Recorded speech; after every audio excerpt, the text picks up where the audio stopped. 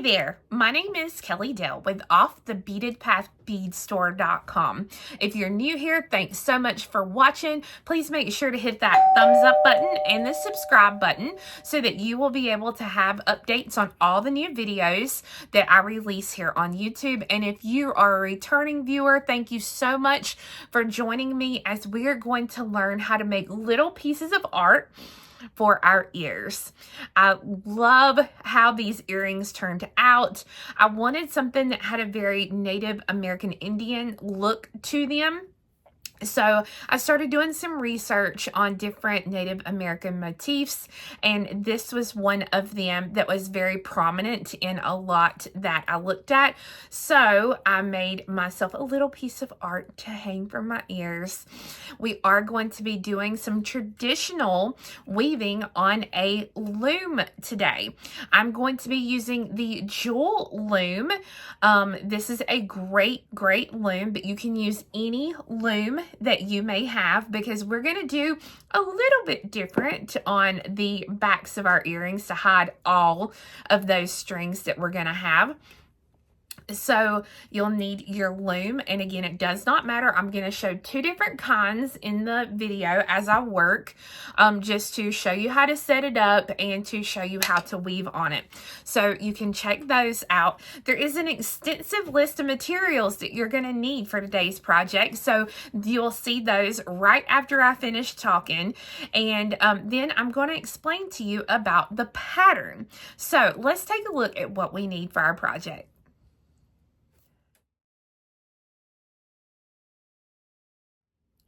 All right, now that you know what you need for the project, let's talk about the pattern. So the first thing that you need to do is you either need to take a moment and you need to screenshot the pattern that you are going to see, or you can head over to offthebeadedpathbeadstore.com where you will see a step-by-step tutorial that has the full print pattern for this. Now, the pattern will actually have the color schemes that I used for this pair of earrings, and then the one that I'm going to show you in the video, which are much brighter colors. You'll actually have graphs for both of those. You'll also have word charts if you like to follow a word chart. So you can grab that again on my website at offthebeadedpathbeadstore.com. If you took a screenshot of that design, then go ahead, grab it, and let's get started. When we start working our graph, we're actually going to be starting here at the bottom of the graph and working our way up. We'll start on this end of the graph, picking up the beads, and we'll pick up the beads from here to here.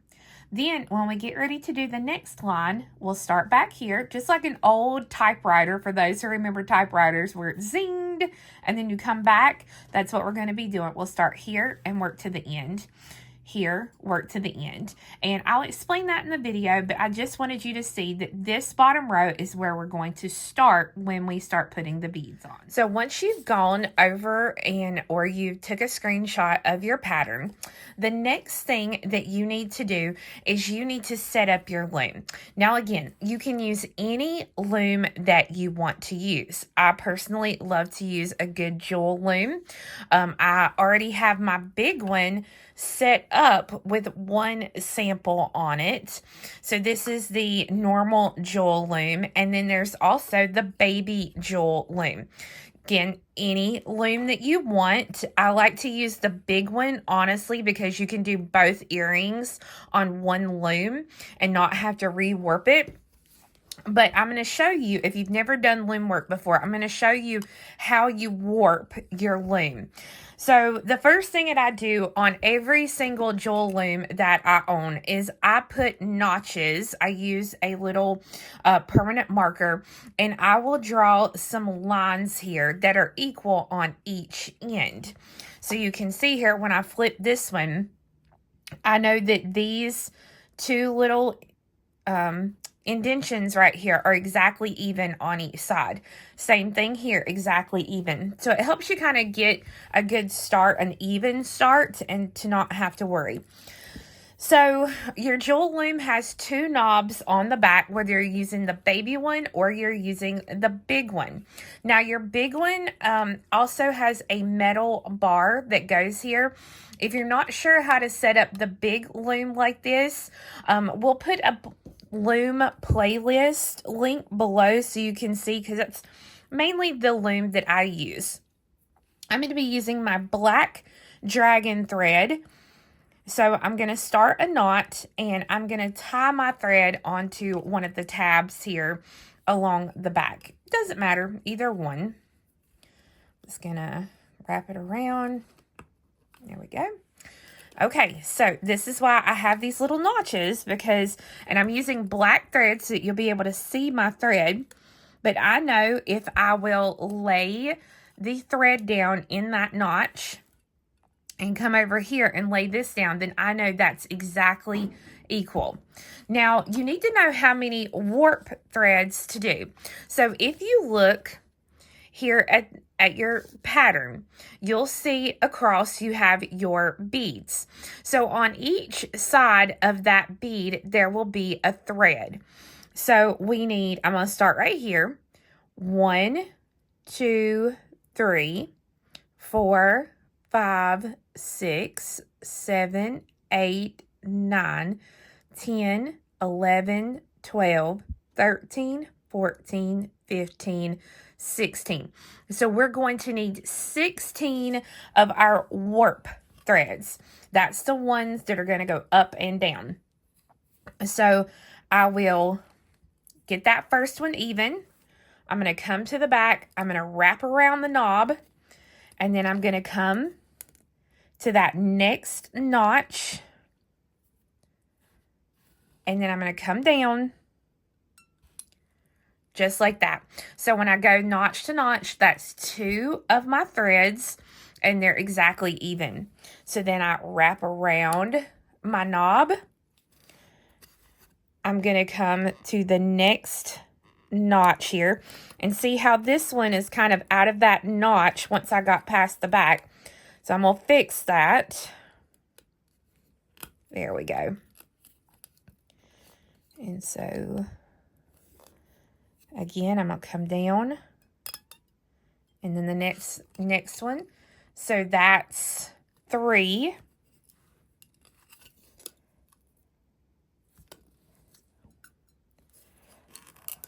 4, 5,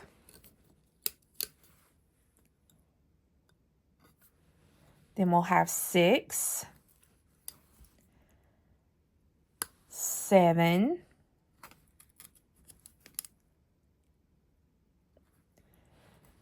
8, and you want to try to keep a good tension, a good tight tension, because on the jewel loom, you'll actually take the bar, the metal bar out, so it'll give you a nice tension. On the baby loom, you don't get that. You won't be able to take the bar out, so you have to make sure to keep a consistent, even, tight tension.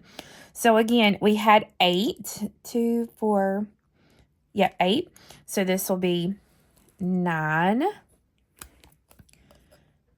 2, 4, 6, 8. Yep, 9. Okay. And then 10.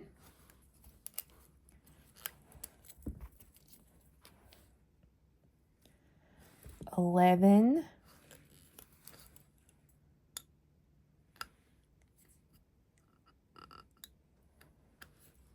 12.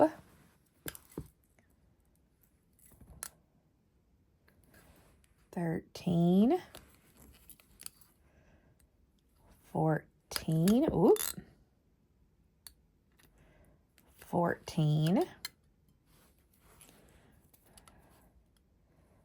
15, and, whoop, yep, let's see. All right. I think this should be 16, but I'm going to wrap that around and pull it tight and double check. Always double check. So 1, 2, 3, 4, 5, 6, 7, 8, 9, 10, 11, 12, 13, 14, 15, 16. So yes, 16 wraps. Now, you'll notice here, again, I went into every slot down this way. These are for size 11 seed beads or like size 11 Delica beads.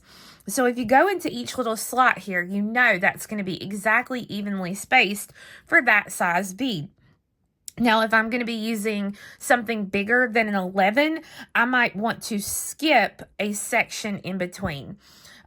Juliana, who is the inventor of the looms, the baby loom and the jewel loom, she actually does a lot with tile beads. So then she would need to add much more length in between these little warps. So this is just for our size 11 seed beads that we're going to be using today. So now what I'm going to go ahead and do, I'm going to wrap this a couple of times around. And then I'm going to take a pair of scissors, which mine have went MIA. Well, let me take these cutters. Now, when I cut this, I'm going to leave, you can see here, about 6 to 8 inches, because I'm going to take this thread and I'm going to bring it around and I'm going to pass it under all of these threads here. So you want to make sure it's kind of straight when you do this. So I'm going to pass them all the way under, and then I'm going to leave that there, and then I'm going to take that little thread and I'm going to put it through that loop that's there, and I'm going to pull it. So when I pull it, it's going to pull all those together. It's going to give me a really nice tension. If I was lacking a little bit there on the tension, it's going to pull that together almost like a little half hitch knot.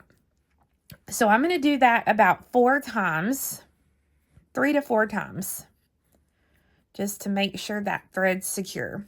Now, I'm going to do it this way no matter if I am on the regular jewel loom or the baby jewel.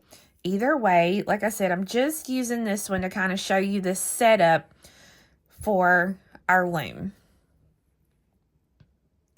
If you use this loom, like if you have this little baby loom, then you could possibly get both earrings on the loom. Let me see. It would be tight, a little tight, but you could probably get both of these on the loom. But I like to use the bigger loom because, like I said, I can get both earrings on one loom. So you can see here how my beadwork is going to look actually on the loom once we get it set up. So now let me cut a new piece of thread. I'm going to do 2 yards of thread, and then we'll start adding our beads. Before I go any further, I did want to show you a brand new contraption that Juliana has come out with for the original jewel loom. And this is a stand that you can use for your loom if you want to work up and down. So when you go to use your loom or your stand, you'll see it has a hole here and an opening there. So you take one side of your loom and put it inside of that little opening for the hole, and then the other slides into its spot. And it will sit perfectly up and down so that you can work with it like this instead of having to work with it laid down in front of you. And so if I'm sitting here working on it by myself at home without filming it for you, I would actually have it in the stand because it's a lot easier to work with. But for the video, I'm going to be working lower, but I did want to show you the new stand that she has come out with. So once I have my needle threaded with 2 yards of thread, I'm going to go ahead and actually use a totally different larger size bead, and I'm going to use it as a stop bead. So I'm going to bring it down and I'm going to leave myself about 6 to 8 inches here.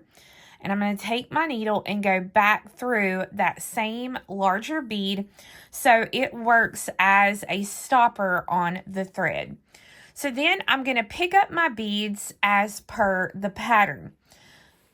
Once you have the beads on your thread, from my left side, and if you are a left-handed beader, you could also do this from this side.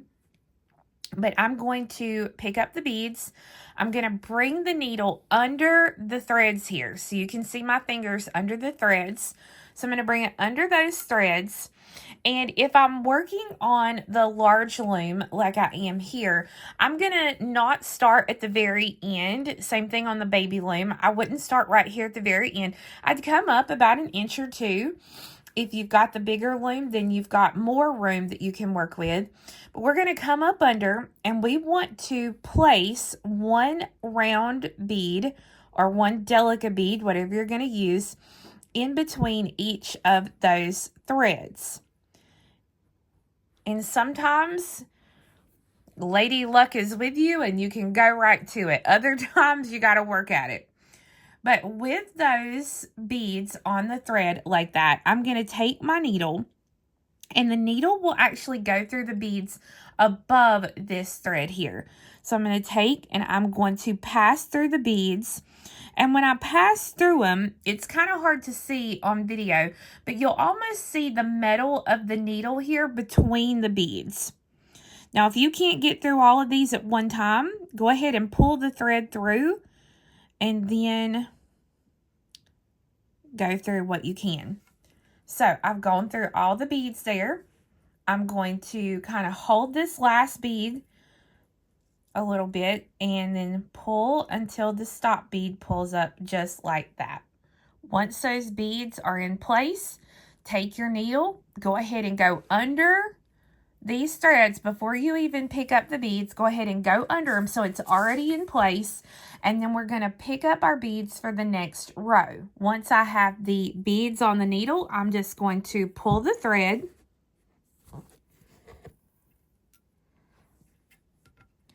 Your little tail thread wants to get caught up in that, just pull it to the side, and we're going to work the thread again and kind of maneuver the beads so that we have one bead in between each thread.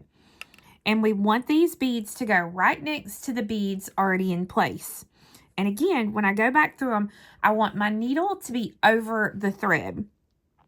So as I come through them, I want to be able to see the metal through the bead.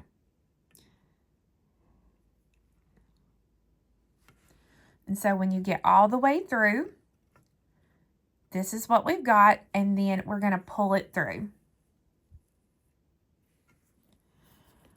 If you want to take your needle and just kind of do like that to make sure that your row is straight. And so what we just did is we did row 1 and row 2, and now we're going to go and do the next row, which is this row here. So one more time, once I get the beads on there, I'm going to go ahead, come under so that my beads here are under the threads. I'm going to pop them in place. It seems like after that first row, every row after that is easier because they'll line right up for you. And then again, the needle needs to go over these threads here while you're passing through the beads. So just go through just like that. And I will continue to add the rows until I am done with the graph. All right, so once you've gone all the way to the top of your graph and you've put all of your beads in, what you'll do now is you'll take your excess thread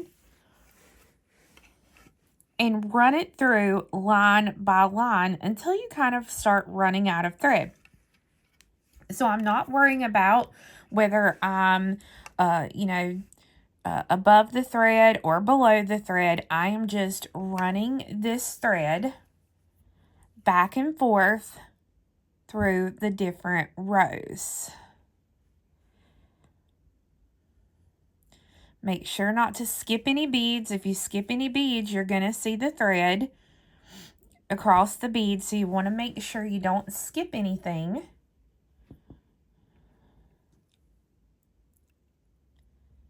And that you're just going row by row. Now, once I have used up a good bit of my thread, then I'm going to trim this thread right here off. I'm going to take the tail the little stopper bead off just by pulling it off. And then I'm going to do the same thing with that tail thread. Once your threads are complete and you've got them all trimmed off, then you can see that we are going to do both earrings here on one loom. So you can space them a little bit more together. I don't think I would space them much more together than what they are, and you'll see why here in just a minute. So what we're going to do at this point, once you have both pieces of beadwork on here, all the threads are completely taken care of, then comes the part that is going to stress some people out, because I'm going to take this, I'm going to get under those threads, and I'm going to cut those threads off. I just heard half the people go, "Oh, she just cut that off." Yes, I did. And you'll see why here in just a minute. So now our beadwork is actually off of the loom, and I'm going to take this here right in the middle, and I'm going to cut those threads as well. So now we have two separate pieces that are off the loom. And I know people are like, what in the world are we going to do with all of these threads? So I am going to show you. So in 2019, I took a class from an artist named Cindy Kennerson, and she taught us how to make a different type earring on a loom. And she did the technique, which I'm fixing to show you on this earring. And I know that when she was showing this, I am sure I had like this, like, Dorothy from the Golden Girls. I'm sure I had one of those look on my faces. Like, I could not believe she was doing it this way. It hurt my heart. I was like, oh my God. But honestly, after years of doing loom work, Cindy had it pegged right on the head. She knew that this was going to be the easiest way to do this technique, which I'm fixing to show you. And she calls herself a lazy beater, but honestly, it's a great technique. And when I tell you and I show you this, it's important that you understand that there is no wrong way to finish off loom work, to do your loom work, whatever. Do what works. If I show you this and it cringes your heart like it did mine originally, then do yours a different way, okay? I'm just showing you a different technique. Different does not mean wrong. Different does not mean bad. Different just means that I'm showing you a different way to do it, okay? So the loom police, don't come after me, okay? This is a technique that works and makes the process go a lot faster. And like I said, Cindy had it right. I've been wearing those earrings for years and nothing has ever happened to them. So without further ado, let's get to the rest of taking this into a beautiful earring. So I'm going to take, it doesn't matter which side, you want to look at both sides of your earring and just double check and make sure you did not skip any threads or anything like that. Because if you did, this would be a great back side to your piece that no one will ever see. Mine are exactly the same on both sides, so it doesn't matter. I'm going to take and grab a hold of some of the threads here. And what I want to do is right here at the base of the beadwork, I want to be very gentle, and I'm just going to bend the threads in a downward motion so that when I do that, I don't see any of the thread from the front. I'm going to grab a hold of those threads. I'm going to lay this down, and before I go any further, I'm going to take some of this lovely blue painter's tape. Painter's tape is going to work fantastic because it's not going to leave sticky residue or anything like that. But I'm going to take, and I don't want the tape to be any wider than my beadwork. I actually want it to be just a little bit thinner than my beadwork. So I'm just going to trim a little bit of my blue tape here. I'm going to have it sitting to the side, ready to go, because I'm going to take my pieces of thread, and I'm going to pinch and twist. So I'm kind of holding the top, and I am just twisting these threads together. Now, when I look from the top, again, I don't want to see any of the threads, and I'm going to take my piece of blue painter's tape and lay it down just like that onto the back side. And see, I'm using white beads. You cannot see, I'll put it up close here, so you cannot see the tape, that blue painter's tape. You cannot see that from the front side, okay? So I'm going to lay that down. Now, I'm going to do the same thing over here. If I had some excess coming out, I would take and trim that excess. So I'm going to do the same thing on this side. I'm going to fold this down.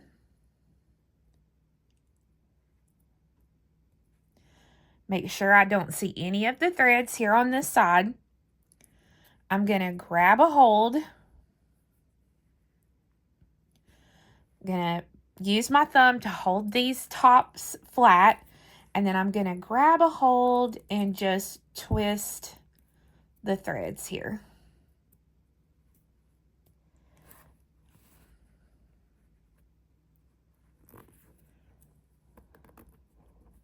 And again, I'm going to look from the front, make sure I see no threads, and then I'm going to take another small piece of just my blue painter's tape here. I'm going to trim the thread, and I'm going to take that tape and lay it down just like that.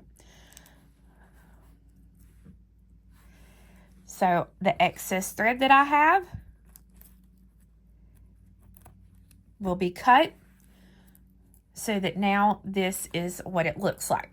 So if you're using solid beads like I have on this sample or this sample, the blue painter's tape thing is going to work wonderfully. If you use beads that are more see-through beads, like transparent beads, you're not going to be able to use that technique, and you're going to have to stitch your threads through all of those threads to get rid of them. So you can see how that technique is quick and easy. And so this is going to work really good if you're going to cover up, because we're going to cover up that blue painter's tape. So this is going to soon go into this. So now we need our beading foundation and our Ultrasuede. I have both of my pieces prepped, and now I've got my beading foundation. So normally on doing bead embroidery, we would actually bead on this foundation. But what this is going to be used for more than anything is to just kind of be a stabilizer for the earring, and then to give it a little bit of density, I guess I would say.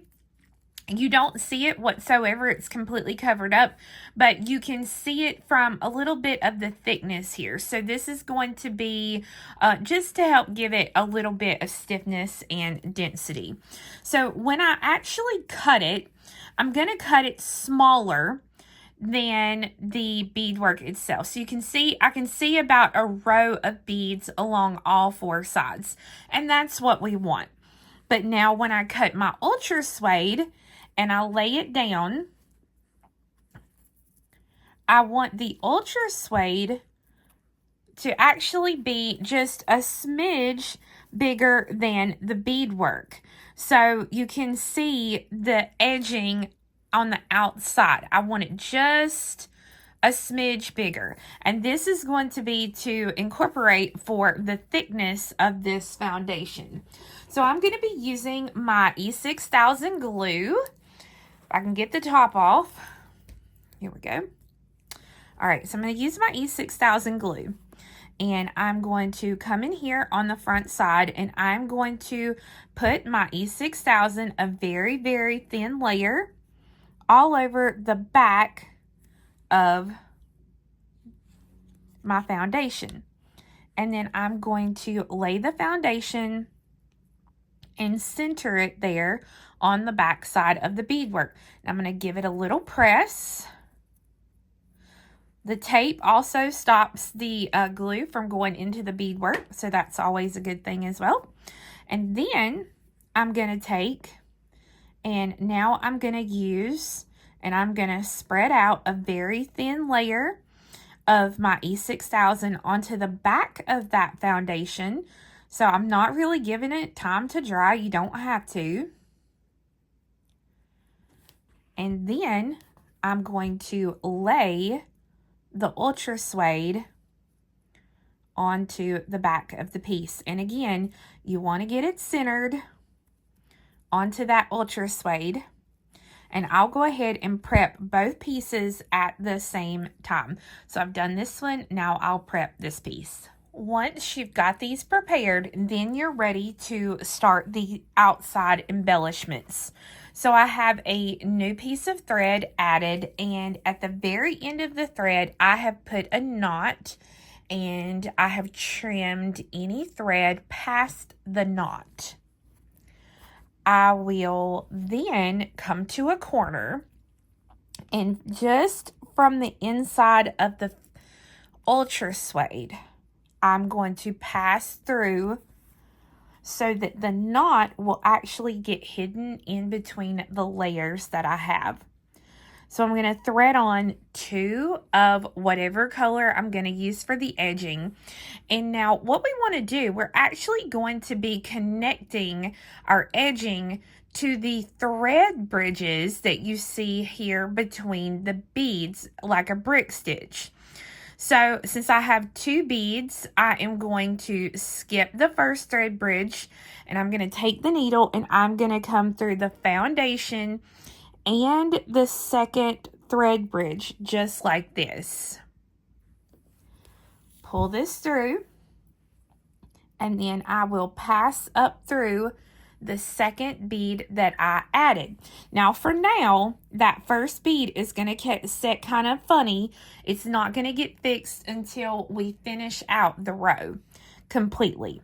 So now I pick up 1 bead, 1 Delica, I come through the foundation and under the next thread bridge that I have there. And then go up through that bead.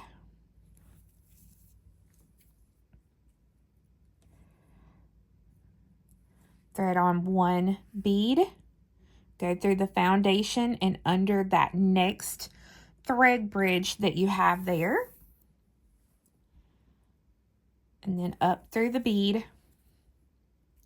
And I'm going to continue all the way down the row, adding 1 bead at a time and going through the foundation and under the thread bridge. So once you've gone all the way to the end and you've gone under that last thread bridge, then we want to pick up 3 15s and 1 11. So 3 15s, 1 11. We're going to make the turn by coming through the foundation and under the first thread bridge here on the end.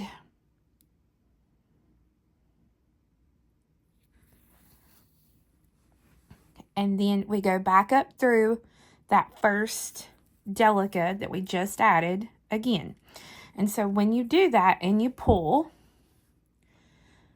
if you have any excess of the foundation or the Ultrasuede showing, you can trim that off. But otherwise, you can see there how we've made that turn and it still looks really well.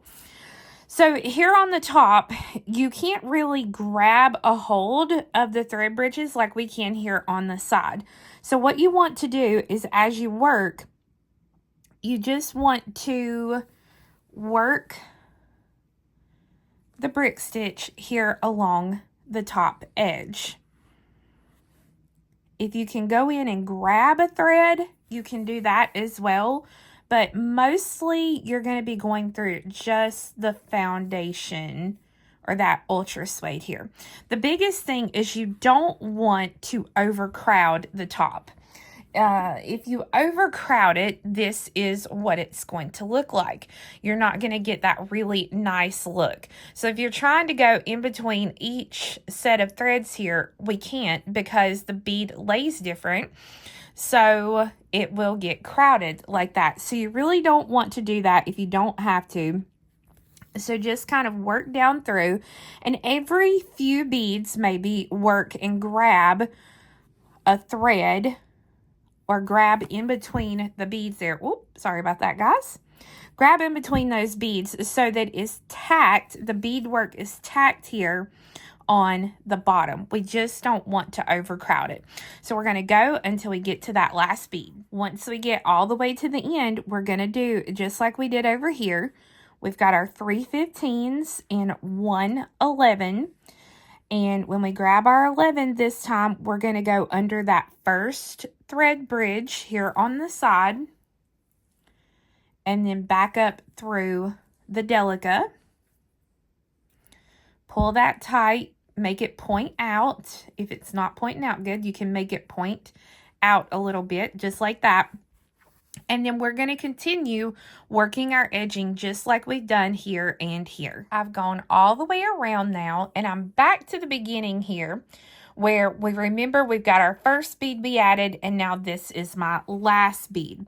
So the first thing I'm going to do is I'm going to straighten that little bead up here on the end. It looks like it got a little wonky on me. And I'm going to thread on 3 15s. Now with those threaded on, I'm going to flip it to the back here so it'll be easier to see. I'm going to take the needle and I'm going to go down through the first bead that I started with. But then I'm going to go through the foundation and I'm going to grab that first thread bridge again, the one we haven't done that one yet, and then I'm going to go up through that first Delica.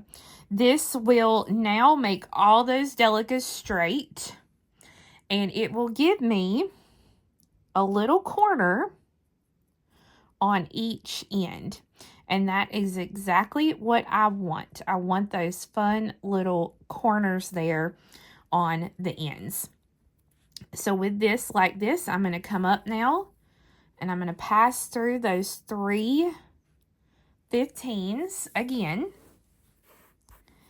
And then I'm going to kind of go into a down and up motion through the beads.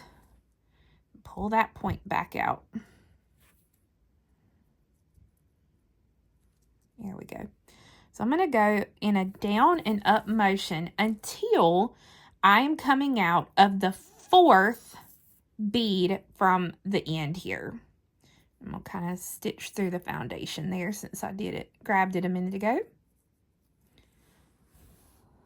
1, 2, 3, come on, come on.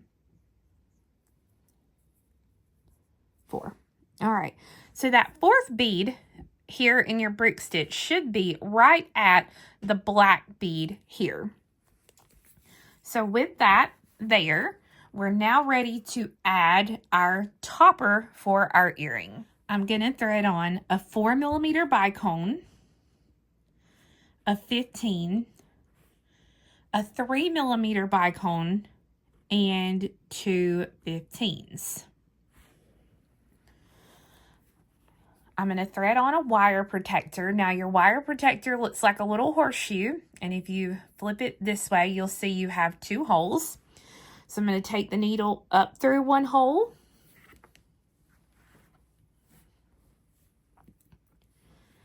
and then down through the other hole and 1 15 of that first set of 2.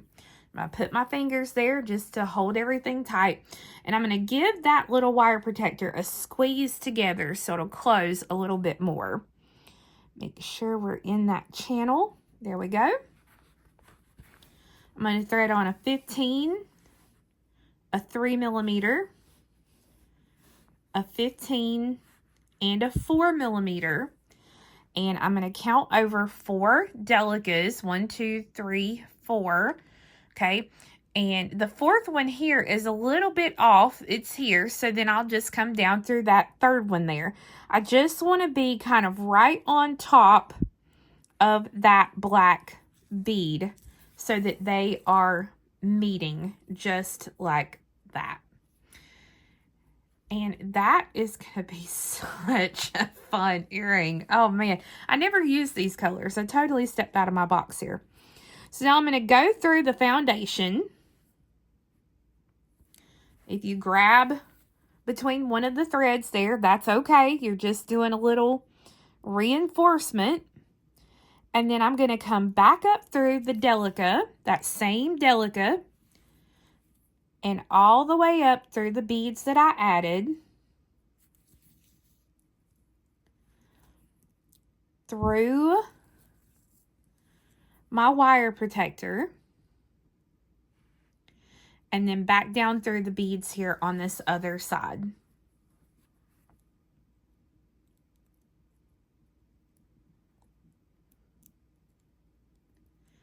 And then back through the Delica on the bottom. And now I'm going to take and pass through several beads. If you want to, you can do some half-hitch knots. I personally don't like to on my brick stitch here because honestly, we're already going through so many beads. Get through the one bead there.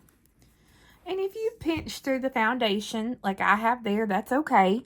Just come up right next to it and go through the bead that you need to be coming out of. So you won't even see it. It's completely fine. And so if you want to, you can definitely put some half hitch on here. You don't have to. I'm going to show you how to though. You can come right here between two of the beads. Leave yourself a little loop of thread and then stick your needle through that loop and pull. And that will put a little half hitch knot in there. Now that one middle bead is not popping out like I want it to right there. All the other ones have. So I'm just going to skip that bead and then go through the next 15. And so I'm going to pull the bead up there so that way it forces that bead out. And that looks a lot better. Much happier with that. So you just go ahead. Like I said, I don't personally put knots in it. I'm just going to weave up and down through several beads here. And then once I'm happy with it, then I'm going to pass the needle almost between the layers, what I can get through here, so that the thread is hidden on the inside. And then I'll give it a little tug, cut it so that the end actually goes down inside of there. And then that earring is complete. And so now I'll do the other one so that it will be done as well. And you can see how different that looks. And you can play around and do different edging. Like you can add little picots there if you wanted to. There's so many options you can do for your edging. But it's, again, it's wild how just taking the plain beads and adding that edging completely changed the look of the beadwork. So once you have both earrings completed, then you're ready to add your ear wires like I have here. Now you can put any type of ear wires on. I put some lever or some fish hook style on these, and I'm going to put these little rounded lever backs on these. So when you get ready to add them, all you have to do is open up your loop on your ear wire there, slide into your wire protector, and then close that ear wire. And you'll do that on both so that you can have your earrings complete. So the great thing about these earrings, you can make these earrings in a couple of hours, completely start to finish. And really, I mean, you can see there how different that pattern looks depending on the colors that you choose to use. So you really can have a good time with choosing your colors and making this look even brighter and more fun or more traditional. So I've got the ear wires on, and you can see how cute they are. I love them because they look like little pieces of art hanging from your ears. So we have the step-by-step pattern along with 2 color kits available on the website. While supplies last, we have the one for the pink, which I have in here, the brighter colors, and then we have the ones for the more traditional colors, which are these. The kit will come with everything that you need to make 1 pair of earrings, included a printed version of the pattern. So again, you can find the instant download pattern, the printed pattern, and the kits for both of the earrings at offthebeadedpath.beadstore.com. We also have the jewel loom, so if you need a loom, grab one. If not, if I'm sold out by the time you see this video, you can also grab those jewel looms from beadalon.com, because Juliana Avalar actually invented the loom, but Beadalon sells them. So you can get those from beadalon.com as well. So again, thanks so much for watching, and we'll see you again next time. Bye-bye.